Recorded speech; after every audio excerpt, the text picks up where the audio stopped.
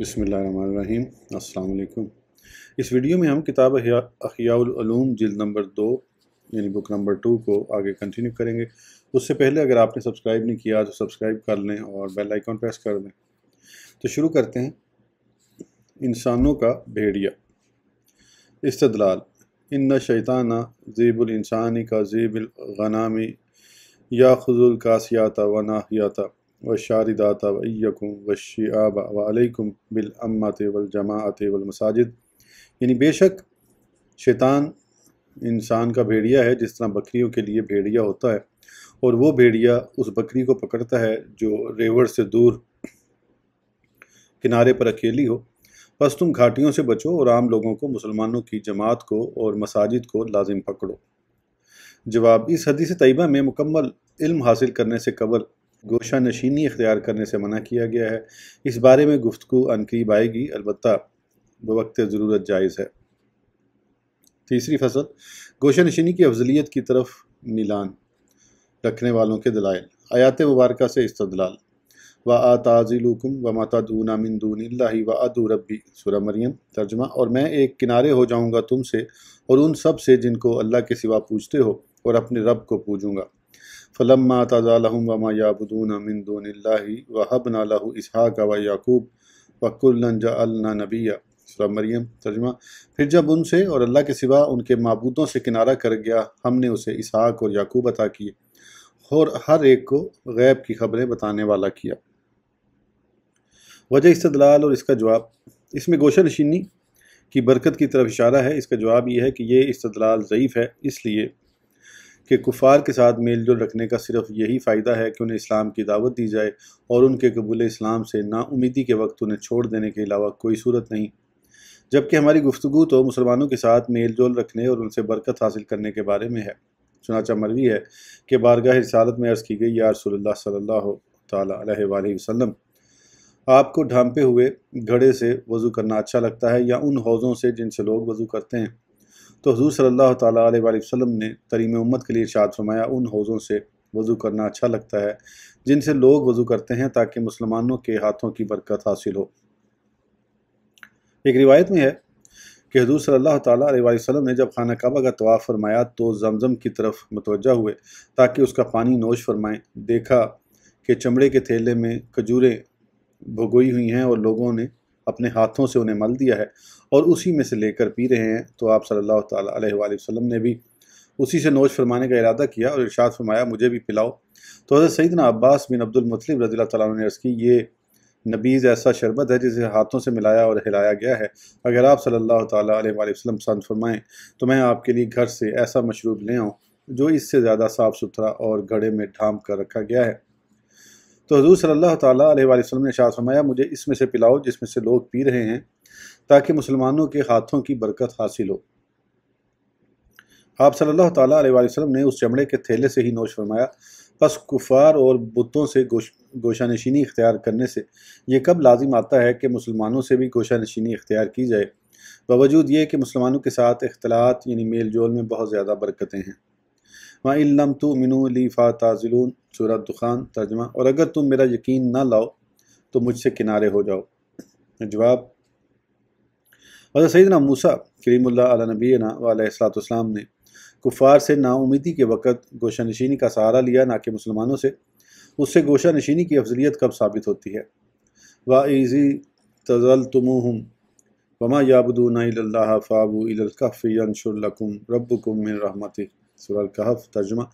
और जब तुम उनसे और जो कुछ वो अल्लाह के सिवा पूजते हैं सबसे अलग हो जाओ तो गार में पनाह लो, तुम्हारा रब तुम्हारे लिए अपनी रहमत फैला देगा। इस आयत मुक़द्दसा में अल्लाह अज़्ज़ व जल ने असहाबे कहफ़ को गोशा नशीनी इख्तियार करने का हुक्म इरशाद फरमाया, लिहाजा गोशा नशीनी अफजल है। हदीस मुबारका से इस्तदलाल। मरवी है कि जब कुफ़ार कुरैश ने प्यारे मुस्तफ़ा सल्लल्लाहु तआला अलैहि वसल्लम को तकलीफ़ पहुँचाई और जुल्म सितम किया, तो आप सल्लल्लाहु तआला अलैहि वसल्लम उनसे अलहदगी इख्तियार फरमा कर एक घाटी में तशरीफ़ ले गए और सहाबा किराम रिज़वानुल्लाह तआला अलैहिम अजमईन को कुफ़ार से जुदा रहने और सरज़मीन हबशा की तरफ हिजरत करने का हुक्म इरशाद फरमाया। फिर जब अल्लाह अज़्ज़ व जल ने इस्लाम का परचम बुलंद फरमाया और हिजरत मदीना हुई, तो हबशा की तरफ हिजरत करने वाले भी मदीना मुनव्वरा بارگاہ رسالت میں حاضر ہو گئے۔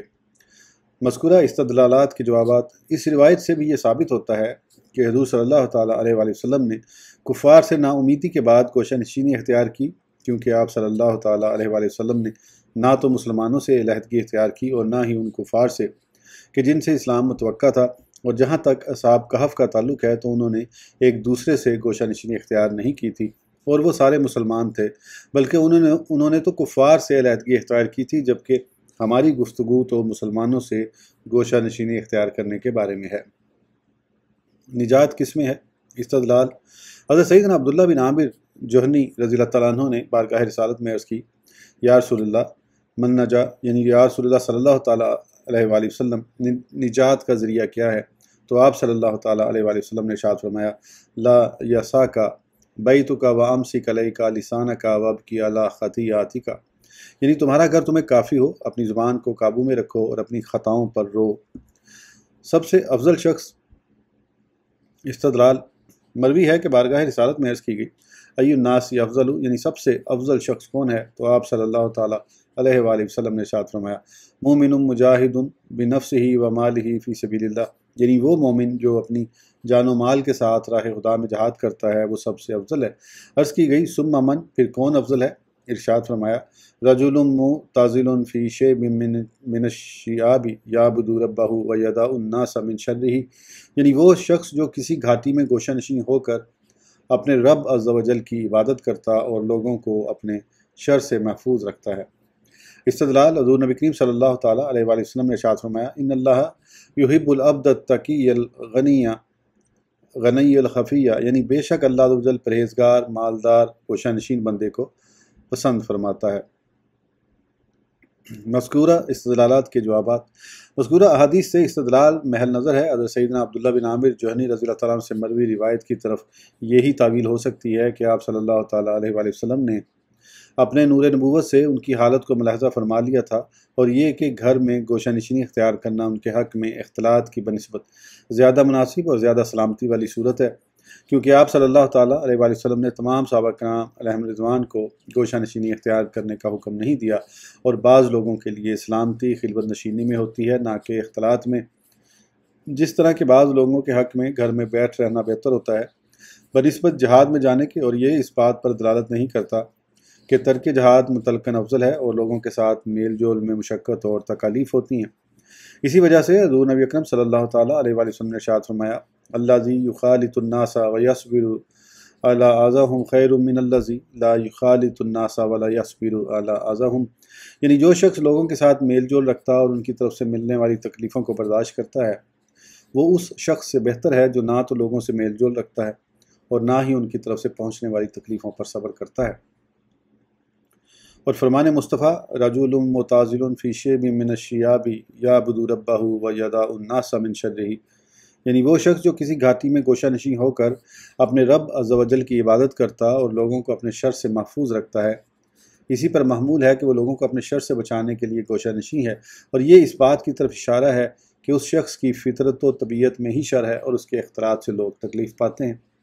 اور فرمان مصطفیٰ، ان اللہ یحب العبد التقی الغنی الخفی، یعنی بے شک اللہ عز و جل پرہیزگار، مالدار، گوشہ نشین بندے کو پسند فرماتا ہے۔ میں اس بات کی طرف اشارہ ہے کہ وہ شخص عدم شہرت، گمنامی کو ترجیح دیتا ہے، اور یہ بات گوشہ نشینی سے متعلق نہیں، کیونکہ کتنے ہی گوشہ نشین راہب دنیا سے کنارہ کش ایسے ہوتے ہیں جنہیں ساری دنیا جانتی ہے، اور کئی میل جول رکھنے والے ایسے گمنام ہوتے ہیں کہ نہ تو ان کی شہرت ہوتی ہے اور نہ ہی کوئی ذکر۔ پس مذکورہ روایات سے استدلال کرنا ایسی بات کے در پہ ہونا ہے جس کا گوشہ نشینی سے کوئی تعلق نہیں۔ استدلال۔ حضور نبی پاک صلی اللہ تعالیٰ علیہ وآلہ وسلم نے صحابہ کرام علیہم رضوان سے ارشاد فرمایا، الا انبئکم بخیر الناس، یعنی کیا میں تمہیں لوگوں میں سے سب سے بہتر شخص کے بارے میں نہ بتاؤں؟ تو صحابہ کرام علیہم رضوان نے عرض کی، یا رسول اللہ صلی اللہ تعالیٰ علیہ وآلہ وسلم، کیوں نہیں، ضرور ارشاد فرمائیے۔ تو مصطفیٰ جان رحمت صلی اللہ تعالیٰ علیہ وآلہ وسلم نے جانب مغرب اشارہ کرتے ہوئے ارشاد فرمایا، رجل آخذ بعنان فراسہ ینتظر ان یغیر او یغار علیہ، یعنی وہ شخص جو راہ خدا میں اپنے گھوڑے کی لگام تھامے کھڑا انتظار کر رہا ہو کہ وہ حملہ کریں یا اس پر حملہ کیا جائے۔ پھر ارشاد فرمایا الا انبئکم بخیر الناس بعدہ، یعنی کیا میں تمہیں اس کے بعد جو بہتر ہے اس کے بارے میں نہ بتاؤں، اور اس کی ضرور ارشاد فرمائیے۔ تو حضور صلی اللہ تعالیٰ علیہ وسلم نے حجاز مقدس کی طرف اشارہ کرتے ہوئے فرمایا رجل فی غنامہ یقیم الصلاۃ ویؤتی الزکاۃ ویعلم حق اللہ فی مالہ تزال شرور الناس، یعنی وہ شخص جو اپنی بکریوں کے ریوڑ میں نماز قائم کرتا، زکوٰۃ ادا کرتا، اپنے مال میں اللہ عز و جل کا حق جانتا اور لوگوں کے شر سے بچنے کے لیے اللہ تلاگ رہتا ہے۔ حاصل کلام جب یہ بات واضح ہو گئی کہ جان بین گوشہ نشینی اختیار کرنے اور میل جول رکھنے والوں کی طرف سے دیے گئے دلائل تسلی بخش نہیں ہیں، تو ضروری ہے کہ گوشہ نشینی کے فوائد اور خامیوں کو بیان کیا جائے اور فوائد اور خامیوں کا تقابل کیا جائے تاکہ گوشہ نشینی کی فضیلت و عدم فضیلت کے بارے میں حق بات کی وضاحت ہو سکے۔ باب نمبر 2، گوشہ نشینی کے فوائد و خامیوں کی روشنی میں حق سے پردہ اٹھانے کا بیان۔ یہ 3 فصلوں پر مشتمل ہے۔ جان لیجئے کہ گوشہ نشینی اور اس کی فضیلت میں لوگوں کے درمیان اختلاف ویسا ہی ہے جیسا نکاح کرنے اور کنوارا رہنے کی فضیلت کے بارے میں ہے، اور ہم نے نکاح کے باب میں بیان کیا تھا کہ یہ فضیلت اشخاص اور احوال کے اختلاف کی وجہ سے مختلف ہوتی ہے، یعنی کسی وقت کسی کے حق میں نکاح کرنا بہتر ہوتا ہے اور کسی کے حق میں کنوارا رہنا، جیسا کہ نکاح کے فوائد و نقصانات کے ضمن میں ہم اسے تفصیلاً بیان کر چکے ہیں۔ زیر بحث مسئلے میں بھی اسی طریقے کے مطابق گفتگو ہوگی۔ پہلی فصل، گوشہ نشینی کے دینی و دنیوی فوائد۔ دینی فوائد: گوشہ نشینی اختیار کرنے میں عبادت کرنے، عبادت پر مواظبت یعنی ہمیشگی اختیار کرنے، اللہ عز و جل کی نعمتوں میں غور و فکر کرنے، ذوق و شوق کے ساتھ مطالعہ کرنے کا جذبہ پیدا ہوتا ہے۔ نیز میل جول کی صورت میں جن منہیات یعنی برائیوں کا ارتکاب کرنا پڑتا ہے ان سے بھی نجات ملتی ہے، مثلاً ریاکاری، غیبت، نیکی کا حکم نہ دینا، برائی سے منع نہ کرنا اور برے دوستوں کی صحبت میں بیٹھنے کی وجہ سے اخلاق رذیلہ اور اعمال خبیثہ کا طبیعت میں رچ بس جانا وغیرہ۔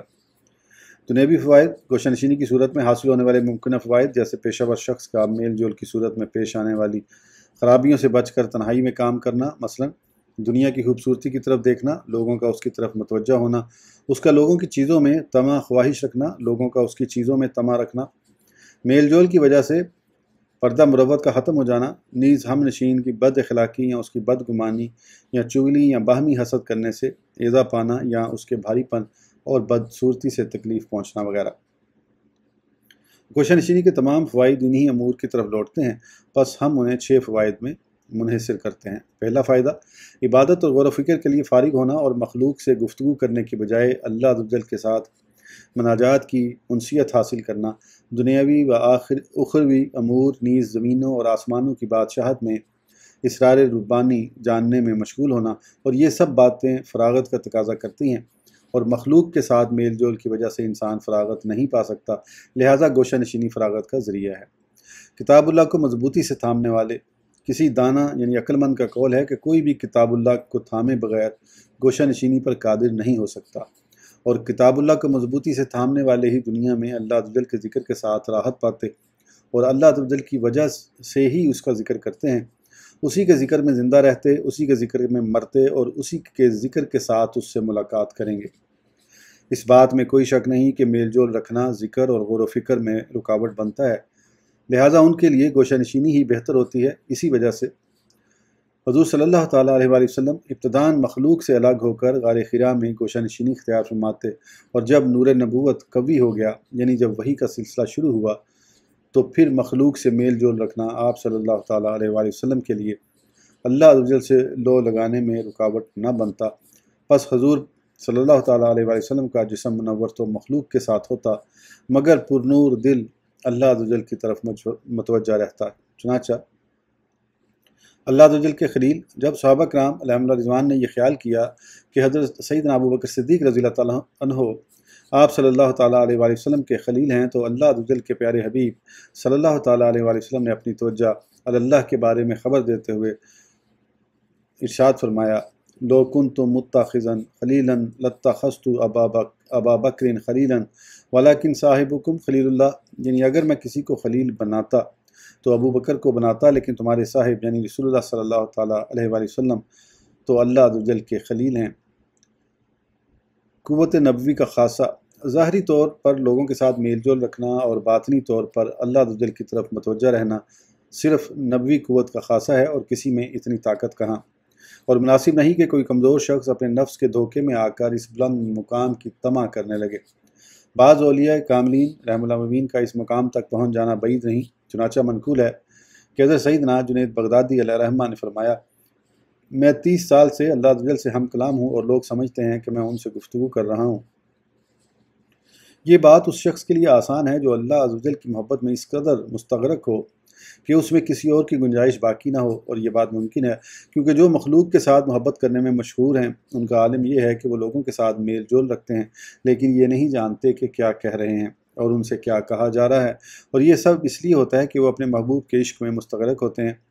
بلکہ وہ شخص کہ جسے کسی دنیاوی معاملے میں کوئی اہم امر درپیش ہو جو اسے تشویش میں ڈال دے تو وہ اس کی فکر میں ایسا مستغرق ہو جاتا ہے کہ لوگوں سے میل جول کے باوجود اسے ان کا احساس تک نہیں ہوتا، اور نہ ہی وہ ان کی آواز سنتا ہے۔ اور آخرت کا معاملہ تو عقل مندوں کے نزدیک بہت بڑا ہے، لہذا اس کی فکر میں اس حالت تک پہنچنا محال نہیں، لیکن عام لوگوں کے لیے گوشہ نشینی سے ہی مدد حاصل کرنا بہتر ہے۔ اس ویڈیو کے لیے اتنا ہی، پھر انشاءاللہ اگلی ویڈیو میں آگے کنٹینیو کریں گے۔ اس وقت تک کے لیے اجازت دیجیے، سبسکرائب کرنا نہ بھولیں۔ اللہ حافظ۔